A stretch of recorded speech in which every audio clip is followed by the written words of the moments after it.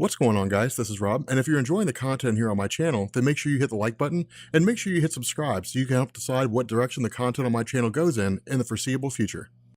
So as we continue our discussions on DC Rebirth, we're going to pick up with Green Lantern's The Phantom Lantern. Now, I love this story. I absolutely thought it was beautifully written, it was beautifully drawn, it was incredible. But if you are a traditional fan of the Green Lantern mythos, this story might be a little controversial to you. And the reason why is because it actually takes some certain liberties with the continuity of the Green Lantern mythos. And that's one of the reasons why it's, especially issue number 13, really split a lot of the Green Lantern fan base, because people who ran through the entirety of Jeff Johns' run, where he basically rewrote in a lot of ways the history of the universe, kind of look back at this and they kind of cocked their head to the side. They're like, well, that doesn't make any sense, but we'll cross that bridge when we get to it. What this does is this initially picks up with a guy named Frank Leminski. Now, the coolest thing about this is, as readers of Green Lantern or readers of superheroes, we look at their exploits. We look at Superman's exploits and it's like, wow, it's Superman in the sky, he's flying, it's a bird, it's a plane, it's Superman. We love that whole idea of him. We look at Batman and we're like, yeah, man, he's a vigilante, that kind of thing. But what this story does is it gives us the world of superheroes from the perspective of a non-superhero. Now, this is not the first time this has happened. In fact, one of the most beautiful indications of something like this, one of the most beautiful versions of storytelling in this manner to a degree, comes in the form of Marvels. And Marvels was actually a story that really dealt with the chronological history of superheroes from the eyes of a reporter, from the eyes of a regular guy. And it was really, really beautiful the way it was done. I mean, the art was gorgeous and the whole 9 yards. But the fact remains here that with Frank Leminski, his first encounter with a superhero was the Green Lantern Hal Jordan, and he was saved by Hal Jordan. And he became very enamored with the idea of becoming a Green Lantern, because what he does is he takes us on this journey and he says that from the time that he was a kid, really up until the modern day, he was also second best. He refers to himself as an also ran, meaning he also did that as well. Like he always came in second place. He also ran the football. He also competed in track. He also was at the science fair. It was never Frank Leminski won the football game or helped to win the football game. Frank Leminski came in first in the track meet. It's always, and he was there. He's always an aside. And because of that, he had looked to the idea of a Green Lantern as the possibility of him basically achieving what he perceived to be his destiny, finally stepping into the realm of being someone who was successful in some form or fashion. Now, the reason why this works is because in a lot of ways, we've all been down the road that Frank Leminski's been on. I don't know about you guys, but there was always kind of like this nagging voice in the back of my head, when I was at like my old job, previous escapades that I'd been in, where I just never really lived up to my full potential. It was always this nagging voice like, you're capable of doing so much more. And it doesn't mean that it's designed to tear us down. It means that we know we're capable of more, so we should go out and get more. The difference here is that there are instances where what we want is simply attainable, and there are other times where it's simply not attainable. For Frank Leminski, he can't just go out and be a Green Lantern. He can't just become a Green Lantern one day. The rings have to choose you. And this is something that's constantly harped on in this story. And even when Hal Jordan does his interviews with the press, when Frank Leminski's watching Hal Jordan after his different escapades and all these different things, it's always the ring chose him. The ring chose Hal Jordan. More so than that, for Frank, with Hal Jordan as a character, as the sole Green Lantern at the time, the idea was, well, maybe one day will come and he's a Green Lantern, but he didn't know how that would be. He didn't know if there could be more than one Green Lantern. Now, this is where we start to get into a little bit of continuity issues, because as Frank Leminski goes back and gives us his history of experience with the Green Lanterns, he says the second Green Lantern on the scene was John Stewart. Now, that's actually not right. Chronologically, the second Green Lantern was Guy Gardner, so that's just kind of a continuity thing. But the idea here is that with regards to John Stewart popping up, it instills in Frank Leminski the possibility that if there could be two Green Lanterns, there could be three Green Lanterns, and if there could be three, there could be four, which means that there was a place for him, that it's not out of the realm of possibility for him to become a Lantern. The problem with this is that he basically dedicated himself physically to becoming a Lantern. In his mind, yes, he needed to hone his skills, yes, he needed to prove that he was capable of being a Green Lantern, but it was really all just physical for him. Now, he did study to a degree when it came to mental fortitude, going against overwhelming odds, but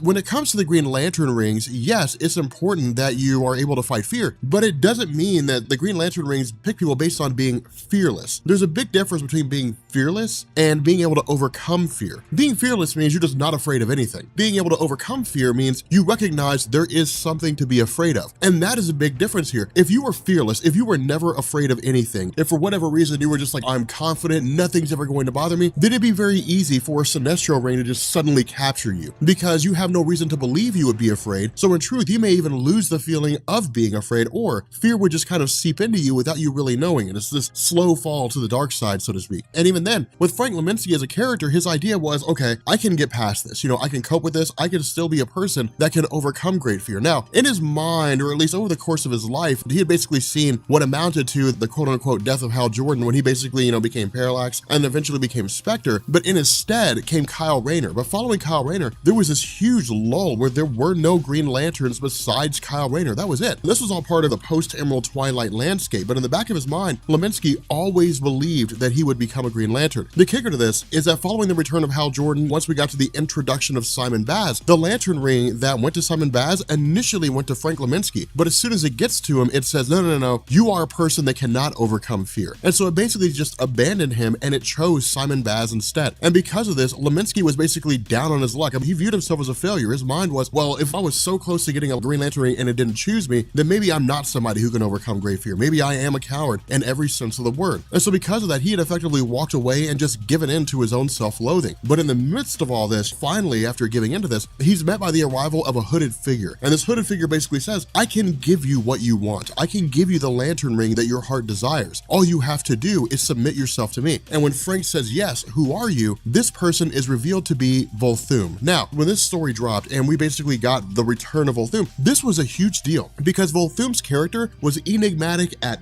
best when it came to DC Comics. It was literally Jeff Johns saying, hey guys, here was this first Lantern, his name was Volthoom, and that's it. That's all we got. We got his escapades after. We got the wrath of the first Lantern and his involvement going against different corps and so on and so forth. But everything prior to his arrival, basically his origin story, was non-existent and no one had ever really touched on it. During the events of Forever Evil, when the Crime Syndicate of America from Earth 3 invaded the Earth Prime continuity in the New 52, we got Power Ring, which was basically a guy who was a cowardly version of Hal Jordan that had a ring called the Ring of Volthoom. And fans thought, well, maybe now we'll get a backstory. Maybe now DC will connect these dots, but they didn't. All they said was that that's the Ring of Volthoom, and we're not going to offer any explanation as to whether or not that Earth 3 Ring of Volthoom has anything to do with the first Lantern Volthoom in the main DC continuity. We had no idea what was going on. That question was never answered. And so because of that, Volthoom was just this character that was just kind of out in left field, and no one ever really knew anything about his backstory, where he came from, what the world was like where he came from, what his universe was like, all that kind of good stuff. He just popped up and he was a guy that had the ability to tap into the emotional spectrum. Now, what this does is this switches over to Jessica Cruz and Simon Baz, because remember, Raimi was a guy that created the Phantom Ring, the ring that anybody can pick up and use. His arrival here was based on the idea of basically finding Hal Jordan, because there was this notion that the Dominators, this alien race was coming, they had found out Raimi was alive, they learned about the Phantom Ring, their intention was to capture it. And so with Hal Jordan being the greatest of the Green Lanterns, Raimi's logic was, I'll go to Hal Jordan, I will leave the ring with him, it'll stay secure, he'll keep it protected at the cost of his own life if necessary, and we won't have to worry about people taking it. The issue is that, of course, at the point of the story, Hal Jordan was out in space dealing with Sinestro, which ultimately resulted in his death. And so because of that, Hal Jordan's not here, and so Raimi was just kind of left with Jessica Cruz and Simon Baz. But this worked out well because Cruz and Baz are basically our look into the Green Lantern mythos. For people who never read Jeff Johns' run, Green Lantern allows us to go through the stories of Jessica Cruz and Simon Baz and learn about the Green Lantern mythos as they're learning about it. And it's actually really cool the way that Sam Humphries does this, because even with the idea of Simon Baz picking up the Phantom Ring, trying to wield it, ultimately failing and having to give it back to Raimi, he and Jessica Cruz have this conversation where Jessica Cruz is like, are we really going to pretend that we have any idea how any of this Green Lantern stuff works? Because they don't. I mean, they're the new kids on the block. They have no real clue about how all the Green Lantern mythos, how it all comes together, all the different cores and all that kind of stuff. Their knowledge base is nowhere near what Hal Jordan's is. That's because Hal Jordan was essentially meeting all these cores as they were being revealed to us over the course of DC Comics. Of course, all these cores had backstories, they've been around for quite some time, but the fact remains that Hal Jordan in his spacefaring escapades knew a lot about everything that was going on. For Simon Baz and Jessica Cruz, they don't have any of this stuff. Now, from here, of course, because of the fact that Frank Leminski's basically been told, here's a Phantom Ring, anybody can wield it, all you have to do is attain it, he literally just goes to a house and sets it on fire, just sets a random house on fire. But this is really just a charade. This is a distraction, because with Jessica Cruz and Simon Baz racing off to save this house, Frank Leminski basically sneaks in behind the back of Raimi and goes to grab the Phantom Ring. Now, of course, Raimi pops up really in the nick of time and says, hey, look, man, this ring is not what you think it is. I don't know who told you about it. I don't know who told you what it can do, but I promise you, you do not want to have anything to do with this ring. But Frank is so overcome by the goal of success. He's so overcome with the idea of proving that he's a person that's worthwhile that he doesn't care about any of the stuff that Raimi tells him and just grabs a ring and takes off. But we also have Volthoom making his appearance and taking Raimi along with him. Now, in DC Comics, what would a lantern be without its own oath? And so the Phantom Lantern has its own oath. You know, in Desperate Day and Hopeless Night, the Phantom Ring is our last light. We yearn for power, strength, and might. I seize the ring. That is my right. In DC Comics, every lantern, I'm sorry if that's not, you know, super like, well, it's kind of anticlimactic, Rob.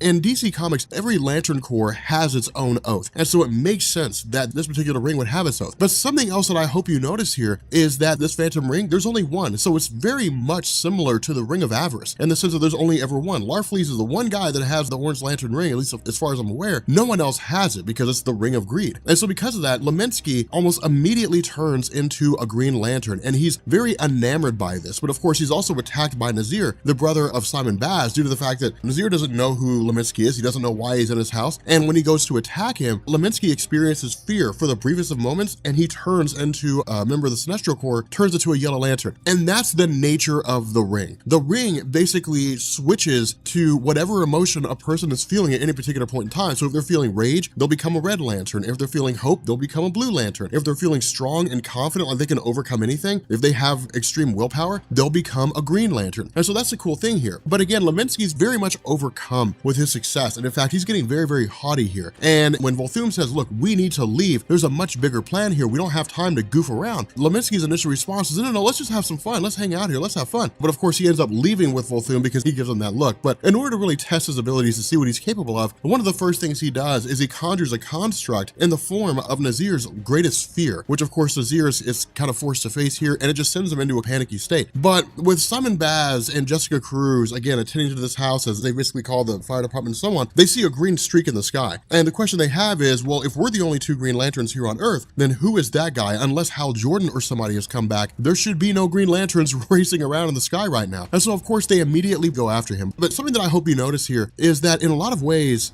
Frank Leminski is not an inherently bad guy here. I mean, all he wants is to show that he was right. He just wants to know that he was right when he said that he should be able to get a Green Lantern ring. But again, it's also him failing to understand the entire basis behind it. Again, Green Lantern rings choose people on their ability to overcome fear. It's not based on wishes and wants. If everybody who wished and wanted they had a Green Lantern ring actually had one, then everybody would be Green Lanterns.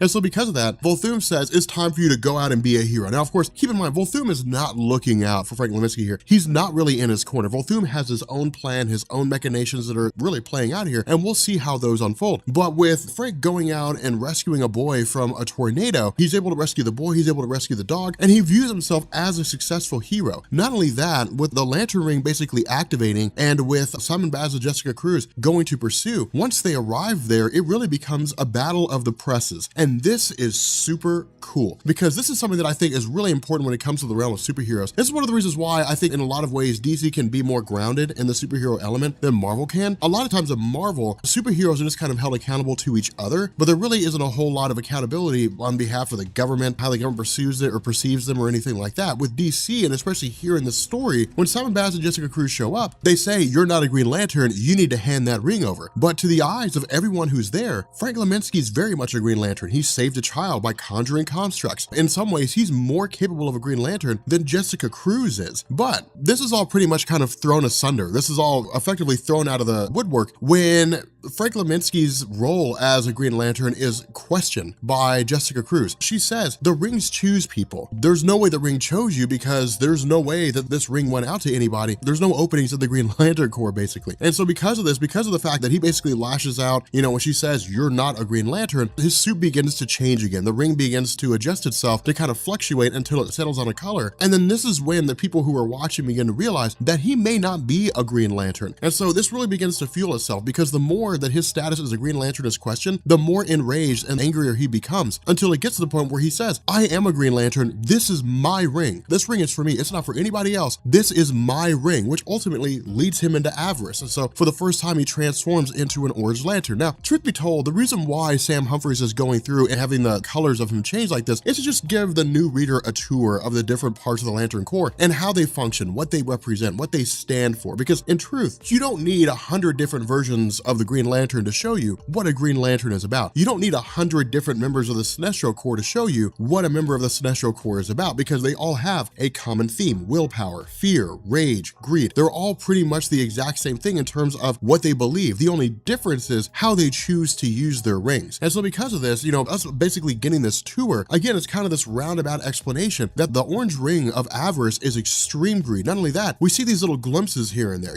where he basically escapes from Simon Baz and Jessica Cruz, and he says, look, this ring is taking over me. It's driving me insane. I don't know if I can handle it. He switches over into rage and says, it's all because of the Green Lanterns. They made me this way. Why couldn't they just accept the fact that I'm a Green Lantern? And that actually begs a legitimate question. Why isn't it that Jessica Cruz and Simon Baz could just accept the fact that he's a Green Lantern? Why is it they have to say, no, you're not a Green Lantern? Really, what gives them the standing to make that claim? Because in truth, they're basically new guys. It's like the intern telling somebody what to do. The intern has no authority to tell anybody what to do. The intern doesn't even have the authority to tell other interns what to do, And so it creates kind of an interesting scenario, but on the other side of the coin, Hal Jordan did leave them in charge of the Earth. And so they're like glorified interns more or less, but they're effectively kind of running the show here. And so even if only by those two standards, they may or may not have a case. But in truth, despite what their standing may be in relation to the other Lanterns, Frank Leminski is a very dangerous person, and for no other reason than the fact that he just can't control the ring. And even Volthoom steps up and tells him this. He says, look, the ring feeds on your emotional state. You need to learn how to control yourself, man. Like, you got to get yourself in order. And so, of course, Frank's able to grasp back to reality and eventually, transition back to a Green Lantern again. But of course, this is just a continued foray into the idea of just how dangerous the Phantom Lantern ring is, because it's this notion that anybody could pick it up. And if they do not have a strong standing with regards to their own rings, it's ultimately going to result in them going insane. They're going to lose their mind. They're going to become wildly dangerous. Now, in terms of how dangerous Frank Leminski is, we learn that it's not just danger by virtue of the fact that he has a lantern ring. It's danger because of the fact that he is actually a detriment, whether he knows it or not. Now, this actually comes to us by way of a bit of a segue into a flashback. And this is why I say this story will prove itself to be a little bit controversial among traditional Green Lantern fans. What Sam Humphries does here is he actually jumps back to the early days of the Guardians of the Universe and really the introduction of Volthoom. Now, he kind of picks up a little bit after Volthoom first popped up, in the sense that Volthoom's already more or less gone mad with power. He's already able to tap into the emotional spectrum, and that part of his character was accurate. Once he basically harnessed the power of the emotional spectrum, he more or less just began to become insane. When he was made the first Lantern by the Guardians of the Universe, he became drunk with power and was dangerous to everybody. The reason why I say this is a bit controversial is because chronologically, the way it was told by Jeff Johns, and even before Jeff Johns, the first experiment at policing the universe for the Guardians of the Universe came by way of the Manhunters. The Manhunters were just created to help police the universe in order to keep things in order. But because of the fact that they had gone awry, due to the machinations, the tampering of Krona, ultimately they were forced to abandon the Manhunters, and they were forced to create the Green Lantern Corps in their stead. What Sam Humphries is saying here is, no, that's not the case. What Humphries does is he says the creation of the Green Lantern Corps was in direct response to Volthoom himself. That Volthoom's insanity, his craziness, his going awry, basically forced the other Guardians of the Universe to go to Rami and to basically say, hey, look, we need your rings. We need these rings that you've created that will allow people to tap into the emotional spectrum. Now, because of the fact that Volthoom had gone crazy, the question the Guardians have is, what's going to keep these different people from turning into another Volthoom? And what Rami says is these only tap into one aspect of the emotional spectrum. They only tap into the emotional element of will. They don't tap into anything else. And so we don't have to worry about these people that become members of the Green Lantern Corps going crazy with power. Now, again, this proved to be really controversial because a lot of fans don't like to see their favorite things change. And with Sam Humphries coming in and basically changing up the chronology, the history of Jeff Johns' run, changing up the chronology of the Guardians of the Universe, the formation of the Green Lantern Corps, there will undoubtedly be people who just don't like this idea. But again, it really just comes down to personal preference here. But the fact remains that with regards to Frank Leminski, his next encounter with Simon Baz and Jessica Cruz is really just him invoking the power of the Sinestro Corps and forcing them to fight their own fears. And this is where Humphries begins to switch things over, because where previously Frank Leminski was kind of like the front runner and the main star of the story, what he does is he switches over to Volthoom and Rami.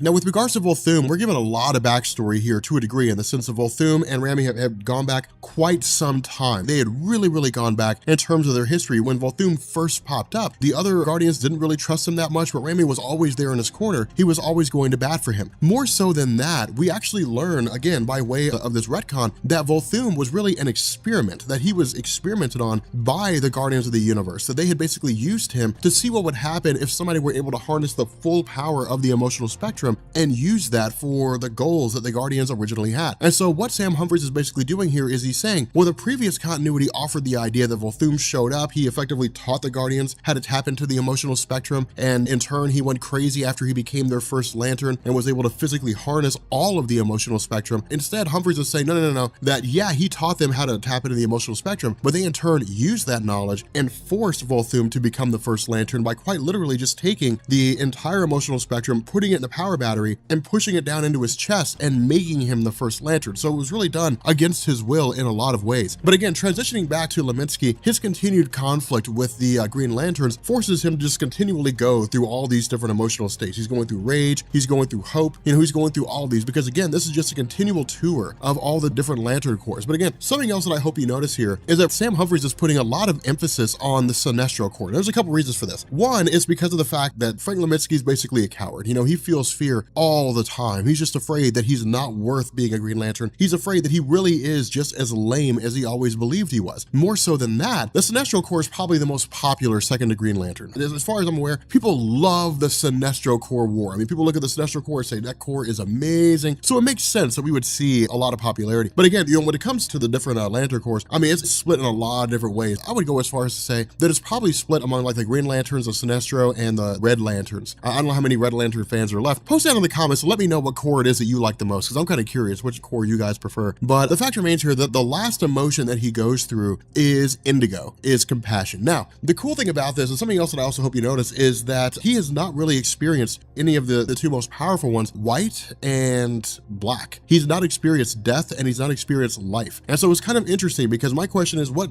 role is that going to play later on? But I just kind of felt like that was something that was worth pointing out. I felt like it was kind of a significant thing. But because of the fact that those members of the Indigo Corps, because of the fact that they're quite literally compassionate beings, Frank Leminsky begins to go through this existential crisis where he sits down and he says, there's so many terrible things that I've done. There's so many people that I've hurt. I want to be accepted. I want people to see me as a hero. But me acting like this is not me being a hero. This is me being a violent person. And so because of the fact that it's this emotion that's really running rampant, he ultimately begins the process of taking off the ring. And as soon as it's gone, he immediately snaps back to his regular self and says, no, I need the ring. I have to have the ring back. Now, of course, by this point, we basically have Simon Baz stepping in, knocking it out of his hands. Jessica Cruz picks it up. And this, I would go as far as to say, seems to be Sam Humphries' biggest emphasis with this story. And it's not great, big, huge, drawn out thing. It's just a really small thing. But something that Humphries had been doing the entirety of his run on Green Lanterns up to this point is toying with the idea is Jessica Cruz really a Green Lantern? Is she really capable of being a Green Lantern? She asks herself that question all the time. We have Simon Baz taunting her about it all the time. She can't make any real constructs. So the question is she really equipped to be a Green Lantern? Well, with the Phantom Lantern, what it does is it taps into the most prominent emotion that you have, the one that your body really feeds off the most, and then begins feeding off of that. And so what happens is when she picks it up, she switches to a Green Lantern. She stays a Green Lantern. And so this is basically Sam Humphries saying, this is what Jessica Cruz is destined to be. She is a Green Lantern in every sense of the world. Her willpower is the greatest emotion that she has, more so than fear, more so than love, compassion, greed, rage, all that stuff. It's her main thing. But again, it's a time for celebration because it's basically verified to Jessica Cruz that she is a Green Lantern, that she's able to create quality constructs. Now, from here, things get kind of funny in the sense that we basically have a couple members of the Green Lantern Corps, because remember, the Lantern Corps is back from, the edge of oblivion, from before or after the destruction of the universe. I can't remember off the top of my head what part of the timeline they ended up in, but they're basically back in the universe. John Stewart's still here. This is not John Stewart. This is just a couple of Green Lanterns, but in the midst of this whole conflict, Simon Baz and Jessica Cruz, they basically sent out an SOS to the Lantern Corps saying, hey, we need your all's help down here. The problem is that once they get there, they're a day late and $1 short. The problem's already solved, but they don't realize that because they basically say, hey, look, if you guys are going to call us here, then make sure there's still an emergency. Don't page us with a 911 page and then there's no major emergency going on here. That's not what we need. We're here for major problems. Our numbers are stretched thin as it is. Only call us here if there's a major issue. And so because of that, we basically have Rami showing up, and Rami's like, hey, look, it is a major emergency. There is a major issue here. He basically talks about the rings that he created, creating the lantern rings. He talks about the return of Volthoom. He basically says all hands need to be on deck here. There's a major emergency taking place. And so what we end up learning is that in truth, this whole conflict between Rami and Volthoom is actually a ruse, that where Volthoom was basically trying to take over the mind of Rami, where Rami basically says, hey, look, it was a major conflict between the two of us. He tried to mind meld or tried to take over my mind. He was ultimately unsuccessful. I was able to cast him out. It turns out that actually Volthoom did take over the physical body of Rami. And so Rami himself, his essence, is just trapped inside this ball. And so at this moment right now, Jessica Cruz and Simon Baz are under the control of Volthoom, by his leadership, his training, and we have no idea what direction things are going to take, but I'm actually really, really excited to find out. But if you guys are new here to Comics Explained, make sure you guys hit the sub button to become part of the Rob Corps. If you guys enjoy this video, make sure you drop a like, and yeah, I will catch you all later. Peace.